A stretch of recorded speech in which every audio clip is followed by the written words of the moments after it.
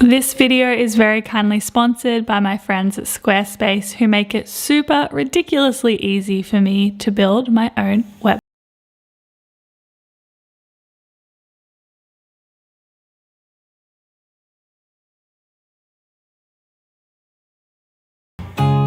Hello my beautiful friends, and welcome back to another video. I hope you've been keeping very well. When I first went vegan, one of the biggest struggles that I had was finding meals that were not only quick and easy to make, but were also super delicious and were meals that I would have as staples throughout the week. I am almost 6 years into veganism now, and over the years I have definitely discovered meals that I really enjoy making super frequently. So in today's video, I'm going to be sharing with you 5 vegan meals I make and eat every week, and I hope it inspires you to be creative in the kitchen and find your own meals that you enjoy cooking regularly. The first meal we are making in today's video is a peanut butter based stir fry, and I have been loving this so much recently, as you may have noticed in my what I eat in a week videos. It has definitely become a staple for me. It is super delicious and hearty, but also packed full of veggies. So to make this stir fry, I am first of all starting by chopping up some spring onions. If you're not into spring onions and you prefer other onions,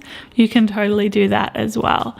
I then also chopped up some garlic as finely as I could, and then I put these into a large frying pan with a little bit of olive oil. From there, I then decided to chop up some of my veggies. You want to chop up the veggies that are going to take longer to cook first. So I did my broccolini and my carrot to start. I put these into my frying pan, and then I tossed them together and fried them up for a little while. Again, you can use different veggies in this stir fry if you would like to. This is personally just what I enjoy. And yellow capsicum is one of those things that I very much so enjoy. So I sliced this up, as well as some green beans, and then I also sliced up some pak choy. These veggies will take less long to cook, therefore I set them to the side whilst I made my peanut butter sauce for the stir fry. So I started with some crunchy peanut butter, followed by some soy sauce, as well as maple syrup. Then I also put in some lemon juice. With these ingredients, you can sub them as well. I also added some salt and water, and I mixed this together well. From there, I then added in the veggies that are going to take less time to cook to the other veggies that are already cooking very well. I stirred this together well, and then it was time to cook the noodles. These are some udon noodles that I get from the supermarket here in Australia. I highly recommend them. They are great, and they don't like fall apart or anything when you're tossing them in the pan. So I cooked those up, I rinsed them, I drained them, I put them in with the veggies, and then from there I of course added in the peanut butter sauce. So when I was talking about substituting earlier, if you don't have maple syrup but you have coconut sugar or rice malt, you could add that instead if you would like to.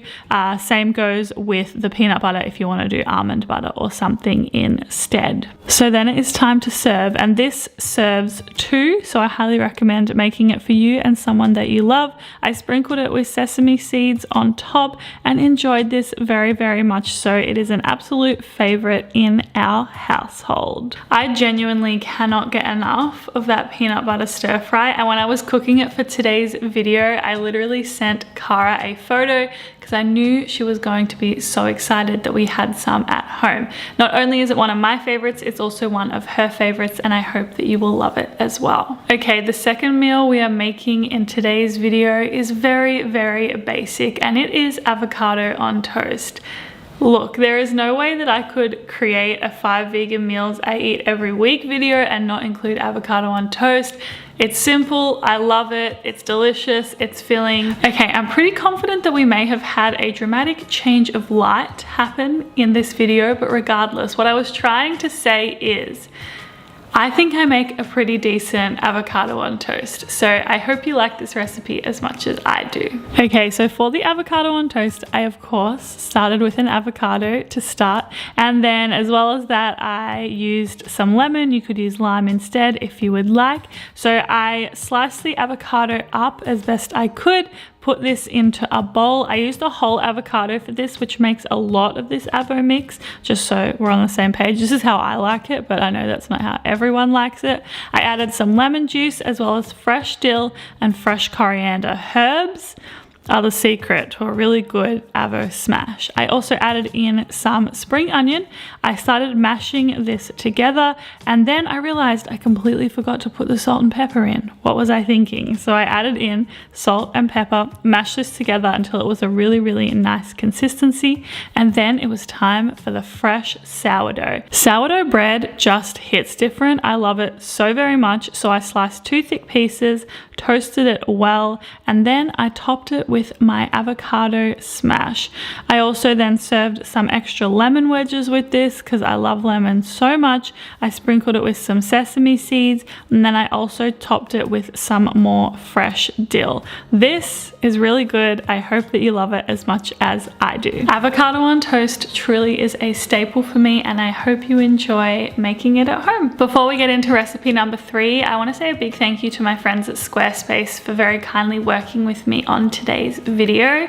All of the recipes from today's video you're going to be able to find linked down below on my website, and I actually host and create my website with Squarespace. I genuinely love using it so very much because it's super user friendly, and all the blogging features are really good for someone like me who is uploading recipes. So if you are in the food blogging space and you're not using Squarespace, I highly recommend that you do. And as well as that, something that I really love and that I'm going to be able to look into when my ebook comes out in the future is the fact that there is also the option to sell products through Squarespace as well. I've actually done this through Squarespace at work before, and it was super easy to use. So yeah, genuinely recommend so very much for anyone who is maybe starting a business or starting a blog, or is just looking for a new space to create and design a website for their business or their project or anything that they may want to share with the world. So if you are interested in trying Squarespace, you can head to squarespace.com for a free trial, and when you are ready to launch, you can go to squarespace.com/Amanda Dux, and that will give you 10% off your first purchase of a website or a domain. Okay, so the next recipe we are moving into is creamy coconut lentils. I've been making this for months and months now. I have it at least once a week. It is honestly probably my favorite recipe in general because it is so easy to make. It is super filling. It keeps well for a couple of days in the fridge, and as well as that, it literally takes like maybe 20 minutes tops. So I always like to have my creamy coconut lentils with yellow rice, and to make my yellow rice I just put some rice as well as water, turmeric and garlic powder into a rice cooker. Sometimes I also add veggie stock for extra flavor, or salt or pepper. Really depends on the day, but today this is what I did. I set that to the side, let it cook away whilst I started making my creamy coconut lentils. So I got a whole can of lentils, and then I rinsed and drained these very, very well. I'm not sure about cooked lentils if this would work, but I'm definitely going to look into it for the future. So then in a medium-sized pot over medium to high heat, I put some spring onion as well as garlic that I minced in with a little bit of olive oil, and I cooked it until it got nice and brown. Then I added in my lentils, and I also added in coconut cream. Once again, today I made this to serve 2 people, so just keep that in mind that you can halve it if you are only making it for 1. I then also added in some turmeric as well as garlic powder and cumin into this mixture. I also added in some pepper as well as some salt, and then I mixed this together, and I just kept mixing essentially until it got to the desired consistency that I wanted. When it came to serving, I first of all started with a bed of yellow rice, and then I put some of the creamy coconut lentils on top, and as always with my savory food, I added some coconut yogurt on top. I then also added some fresh coriander for a little bit of flavor and a little bit of freshness. And this is my creamy coconut lentils, a big staple for me in my diet. I love it so very much. Okay, so those are my classic creamy coconut lentils, which I love ever so much. If you try them out at home, make sure to let me know what you think. Next, we are moving on to a creamy pasta. And when I was trying to decide what recipes I wanted to include in today's video, I turned to Cara, who's my housemate, and I said to her, we have creamy pasta every week, right? And the thing is that we do. Even though the creamy pasta tends to change every week, we do make a creamy pasta in some capacity because both of us love it so much. And for today's creamy pasta, we are making one on a base of roast pumpkin and soaked cashews. Okay, so the first thing I'm doing is soaking some cashews in boiling water and setting this to the side for an hour. I am also cutting up a pumpkin and I am ensuring to cut the skin off. I usually love skin on my pumpkin, but not in this instance. I'm putting this onto a baking tray and then drizzling with a little bit of olive oil just to make sure it gets nice and golden, nice and quickly. And I roasted this in the oven for about 40 minutes. Then I drained the cashews. I put them into a blender with my roasted pumpkin, which had cooled down. I also added in some sun-dried tomatoes, followed by some garlic powder and veggie stock. I then added in nutritional yeast, of course, as well as the juice of a lemon and some pepper, salt, and then water. Then I put the lid on my Vitamix and I blended this all together until it was nice and smooth. It might take a little while to get to that smooth texture, so just be patient with it. Of course, while this was happening, I cooked up some pasta, whichever pasta you would like. I had spirals happening in my house, so spirals it was. And then I put the blended sauce into a large pot, followed by the pasta, and I mixed this together until all the sauce was super evenly dispersed. As well, this makes about 3 to 4 serves, so this is something that you can prepare, put in the fridge, and then enjoy a few days in a row, whether that be lunch or dinner or breakfast, if that's your kind of thing. So I served this in a bowl. I topped it with some snow pea sprouts just to add a little bit of greenery, you know? It felt a little bit plain without it. And yeah, this is a really yummy creamy pasta. I hope you enjoy it as much as I enjoy making it. Here's the thing, creamy pasta is just always a good idea, and I hope you love that recipe as much as I do. It's really, really good. Okay, and our final recipe for today's video is a crispy chickpea salad.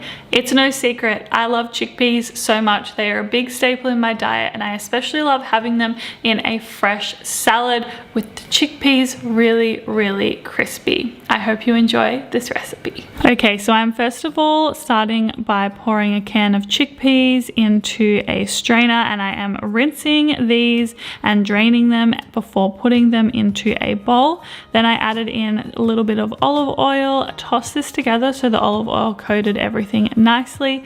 Then I added in nutritional yeast, followed by some salt and some pepper. If you have almond meal on hand, I also highly recommend adding almond meal. It adds nice crispiness to them. So then I put these onto a baking tray and baked them in the oven for about 20 minutes. And whilst I was doing that, I made a dressing.